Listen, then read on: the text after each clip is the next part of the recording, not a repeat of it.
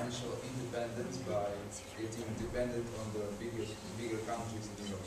Well, it depends on what you call independence. I would say, well, if you become a member, you have a higher chances of economically developing very fast. So you start accumulating wealth. I mean, generally, the new member states, the 12 new member states that entered now in 2004-2007, had on average an economic growth that was twice as big, twice as large as the older member states. Of course, from a lower level. They were very poor, so it's easy to grow fast actually. But they actually did grow fast. So, becoming a member does not make you economically independent, it makes you economically more interdependent. But you do that, so huge interdependence means dependent on both sides. So I'm dependent on you as you are dependent on me. That makes sense because we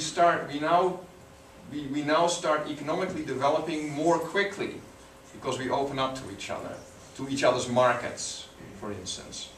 So in that sense, you become independent, you become more wealthy. And that gives, of course, more economic, financial freedom, I would say. But not complete independence. No country is independent. Yeah, you can be a very rich country, and then the economic crisis hits you, and you just go down the drain. Iceland was a very rich country before the crisis. If it would have entered before the crisis, it would have been the second richest country after Luxembourg in per capita income. They're still very rich, by the way, after the crisis. But it really... So you can think you are independent and so rich and wealthy, and then the crisis hits you and you're bankrupt. That's how the markets work as well. So why would a country become a member? As I said, there's this dream of Europe. There's economic interdependence. It helps. It gives you access to the markets. You get some support from the EU budget.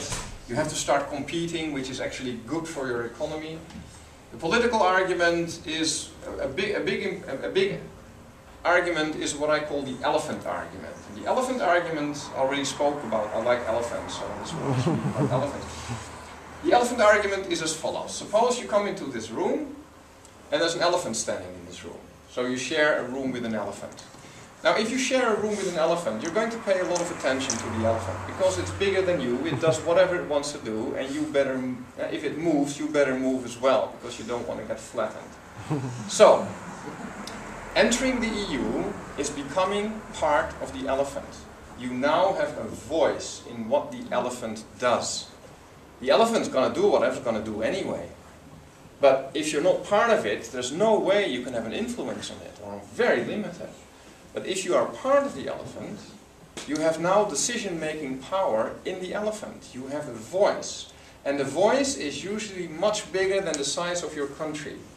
A country like Luxembourg or Malta or Cyprus have many more votes, relatively speaking, than the German vote, according to population size. Because don't forget, the European Union is a European Union that consists mostly of small member states. There's just a handful of big ones. All the other ones are small. And the small ones are usually nervous about the big ones because they're so big in their history. But the big ones might actually be nervous about the small ones because there's so many of them. So in any case, you become part of this. You now have a voice in what the elephant does. And not only it's not only an internal elephant argument, there's also an external part. Small Estonia, or the Netherlands, or Luxembourg, speaking with China, or the US, or Russia, so with other elephants. It now speaks as part of an elephant with another elephant. That's a very different kind of conversation. Small Estonia with big Russia, or Estonia as a member state of the European Union, speaking with Russia. Yes? I have a question because of, you said there are a lot of rules that every country has to respect to be part of the EU, but is there a way how the countries of the EU have to make their foreign politics? So does the EU say how you have to handle your relationships to other countries, as for example in Libya, someone wanted to do something, others didn't want to? Yes, no, I get the question. Foreign policy is one of those areas where we simply do not yet speak with one voice. It's always an area that many people point at, and I can understand that. It's a matter of the glass half full or half empty. If you look at foreign policy 20 years ago, there was not even the name of common foreign policy, for instance. Now we have an external action service that is supposed to help us bring about one common foreign policy. In practice, it's still a very difficult thing, and member states often tend to do still their own thing. That used to be even worse before, like I said, so it's a glass half full or half empty. Now, member states find it very difficult to give up their independent foreign policy for various reasons. One reason being that this is seen as one of the last remnants, one of the last parts of independent policy they still have left in a Europe where everything is commonly decided by all the member states together. Foreign policy is still an area where there's relatively few European Union rules. So member states don't want to give that up.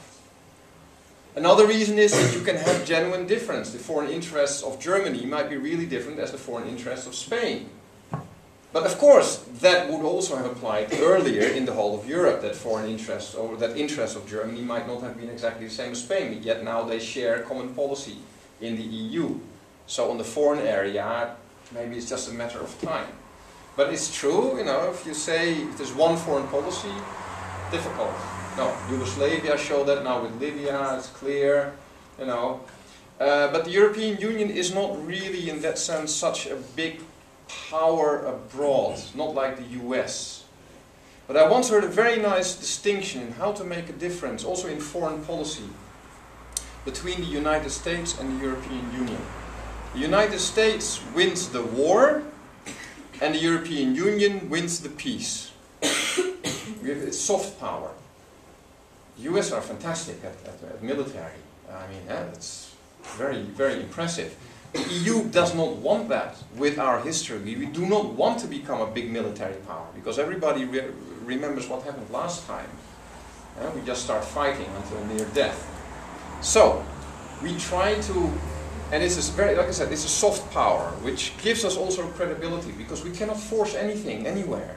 We can just give, if you do this, we will give you rewards, more trade, more money. If you don't do that, we cannot send an army well, we try to, a bit, But it's a very sensitive thing. So I think foreign policy is one of those areas that is still very difficult for the EU. Nevertheless, we've come a long way already compared to, say, 20 years ago. So it's like glass half full or half empty. If we're ever getting a complete foreign policy, I don't know. We're probably moving toward that. The crisis also forces you to do that, to speak with one voice. But wouldn't it be give more power to the EU if they would just hold together? Absolutely. So it would be better for the Absolutely. EU. But again, member states, again, it's this schizophrenic attitude of member states. We want to be together because we become a bigger elephant and more powerful in the world. But we are also independent sovereign nation states, and we want our statehood respected, also within the EU. We're very sensitive about that. We want to be treated with respect by all the other member states. And that means sometimes, well, we need to go our own way. So it's this schizo. You want rules and cooperation, on the other hand you also want your independence and sovereignty. And that clashes all the time. And that's also, one of the reasons we have a lot of crisis all the time. But in the end, the crisis usually pushes you towards integration and cooperation and giving up some of that precious idea of sovereignty. So it's a beautiful fiction, this idea. And in that sense, when you become a member of the European Union, I was thinking you don't lose independence. I would argue, well, in a very formal sense you do. But you also recognize that you are part of a globalized economy. And the only way you get anything done is in cooperation with others. So what you now get is you get a voice at the European level that you already lost a long time ago at the national level, because in the world economy you're so small. Even a country like Germany alone would be relatively small. So that's what I say, that if you enter the EU, you don't lose independence. I think you gain independence at the European level, because you are now part of this elephant. And before that, your voice was nowhere. But now your voice can be heard at the European level, can have a decisive influence, even if you're small. This is one of these European things again, big versus small, and we're all very sensitive about that. And in practice, if you look at the Council decisions, so the decisions of all the member states together, it's nearly always unanimously. And why is that? Even if the small and the big might have some different interests, but often they don't. Why is that? It's just politics. I vote for your proposal if you vote yes for my proposal. And I seek partners, we have something in common so we can make a deal. And that's how that works. By the way, when you talk about Brussels, I already said it before, but I think it's good to repeat it. What is Brussels? And all decisions are taken in Brussels. What is Brussels? Brussels is the member states and the European Parliament. Who takes the decisions in Brussels? The member states take the decisions in Brussels, with the European Parliament that is directly elected. So if a politician says, well, we have to do it because it was decided in Brussels, you know, and if it's good, it comes from me, and if it's bad, it comes from Brussels. The politician should actually be saying, I was there in Brussels with the other member states, and we decided to do it like that. But it's much easier to say, they did it, and now we have to follow. We all do this, by the way. A guy here in this group asks a girl out for Saturday night, and the girl has absolutely no wish to do anything with that guy on Saturday night, or any other night. So what does the girl say? Well, sorry, I already have a meeting with my friends, I have to wash my hair, I have to take care of my little brother, whatever. So you refer to some other authority or another commitment. But you don't say, I don't want to do anything with you. For politicians it's the same thing. I'm not going to say that I made the decision. Now I'm going to say, unless it's very good of course, because then I did it. But if it's a difficult thing to sell, say, well, it was done in Brussels. What can we do? And I understand that. The psychology of that is very clear. But there's a very high price to pay for this. And the price is that what are people going to think about Brussels when they just hear that this was decided in Brussels and nobody takes responsibility for that. And the politicians who should be taking responsibility for that don't say this either. So you just get a very bad impression that something is happening in Brussels, it's a black box, and nobody asked me. Well, actually they did, because you asked, you elected, or you will elect the politicians who represent you in Brussels. But it's much easier to point at a third party and say, well, they're to blame, not me. And that's, that's how that works. And that's why people often feel very far away from whatever happens in Brussels, although they're directly involved. You also can be directly involved through from all sorts of different ways, in voting, following also, by the way, European studies, speaking your language, you can become very active there.